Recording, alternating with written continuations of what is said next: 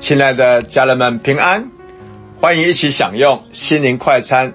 今天上帝的话对我们说，你们为主的缘故要顺服人的一切制度，或是在上的君王。当我们提到顺服这个词时，许多人可能会感到抗拒，因为我们天生拥有追求自由和自主的渴望。然而圣经在彼得前书2章13节中教导我们，为了主的缘故，我们应该顺服人的一切制度和在上的君王。这并不是说我们失去了个性，或是放弃抗争不公正，而是要我们在社会中做光做盐，透过顺服展现出基督的爱和智慧。想想约瑟在埃及，他虽然身处困境，却因为顺服神和当时的政权，从奴隶成为了埃及的宰相。约瑟的故事告诉我们，真正的力量并不是来自于控制和抗拒，而是来自于信任神的领导和安排，即使在人的制度下。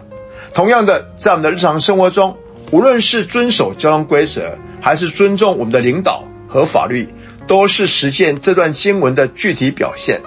当我们在办公室、学校或家庭中选择顺服，我们不仅为自己创造了和谐，更是为上帝的国做见证，展现基督徒的不同生活态度。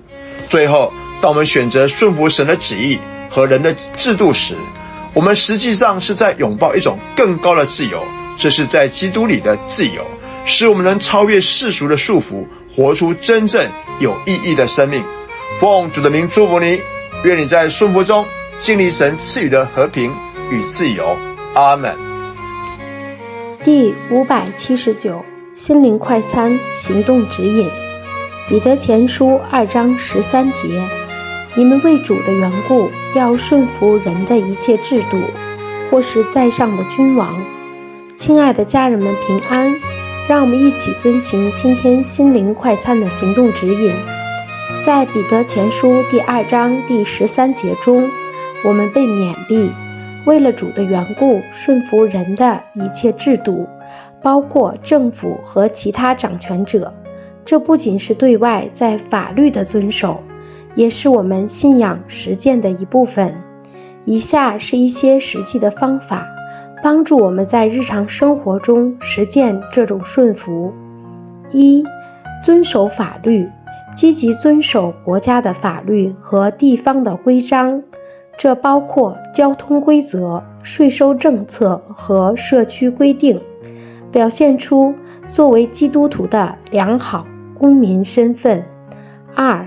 尊重公共秩序，在公共场合保持秩序，尊重公共空间和他人的权利，这表现了对社会和谐的贡献及基督徒的责任感。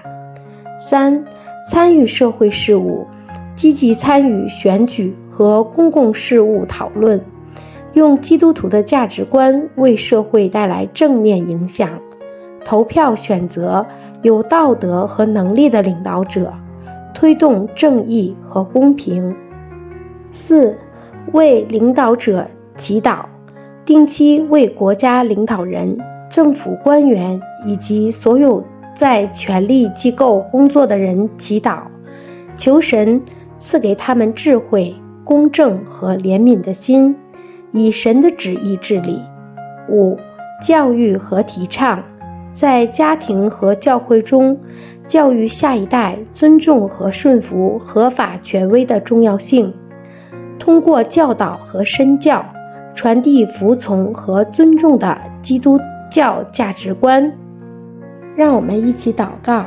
亲爱的天父，感谢您透过彼得的话提醒我们，作为您的儿女，我们应当顺服人的制度。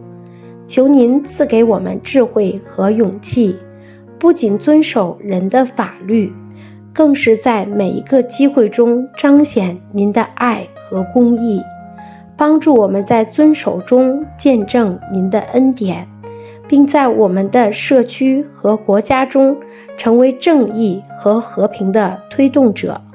奉主耶稣基督的名祷告，阿们。